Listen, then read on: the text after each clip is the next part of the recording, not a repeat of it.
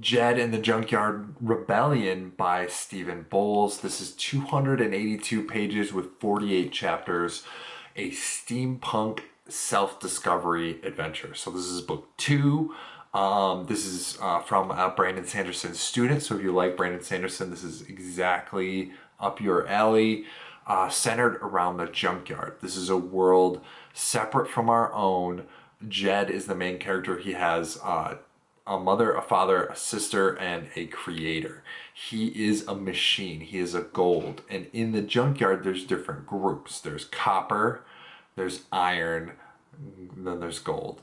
And then I think there's rust, but we don't really hear much about the rust group. Anyways, it's kind of like this pirate adventure. Everything's floating above the junkyard, but they go down and scoop up resources, canned food, different materials to build their ships. So everything's a flying ship, or even the cities float in the air.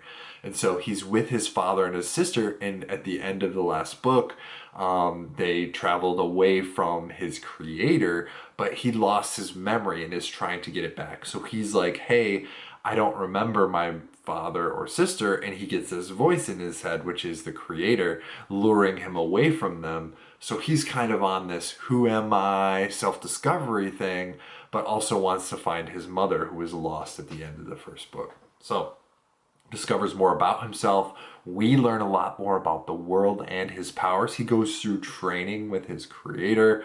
There's all these flashbacks, and also the sister vision. He sees the world through his sister's eyes. So for better or worse, that is the perspective. Very Brandon Sanderson-like, with the pseudo perspective, vision shifts, and also almost like a deity-like, powers. So he really doesn't know who to trust. Is it the creator? Is it his parents?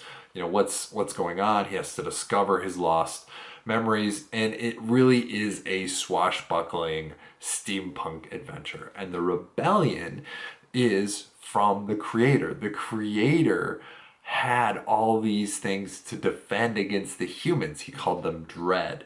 He gave them a sliver of life force. I think it was like 1/100th, and made them into these like zombie type things called dread, who would attack humans and use their parts, their arms and legs and stuff, and they would just swarm. And that was his counter to the humans. They've gotten out of control, and now there's two groups of dread. There's a small group still under control of the creator, and there's those who want to take out and overthrow the creator. So there's the rebellion portion of it. The humans are categorized into copper, iron, rust, and I don't know, gold. There's some description. There's a lot of history. This one focuses on the gold, and they're kind of hidden away, secret society, but there's not many of them left. So that's kind of where this is. I like the group dynamics, right? It's a rebellion. There's some politics involved, but it really is, when you have a large enough group of people, things can get out of control. So I really liked that part of it. I talked about the dread. They're 1/100th. The dragonflies are 1/10th, and Jed and Shay. They're up a twist later, so I don't want to give anything away. And really, Jed is trying to return to the way things were in the first book. He's trying to discover himself, but also like his relationships, how he fits in with others. Yeah, so that's the whole struggle of the book. And I liked the backup plan, right? The creator has this train with the dragonflies, and that's his backup plan.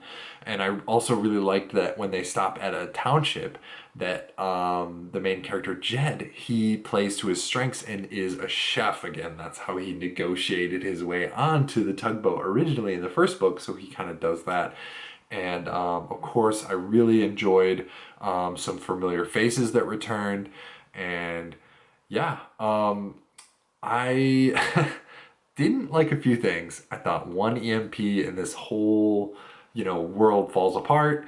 Um, but again, this is steampunk, so the technology is like not quite like high technology. But yeah, we got a lot of history of the golds, but we didn't get any history of the coppers and irons. I thought that would have been a fun twist, but it just didn't play into the story. So that was something I didn't like.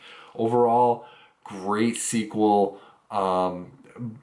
above my expectations. Lots of fun. If you like Brandon Sanderson, this is a good style of book for you. And I think it wrapped up really nicely. So, as always, remember to buy your books used or digital.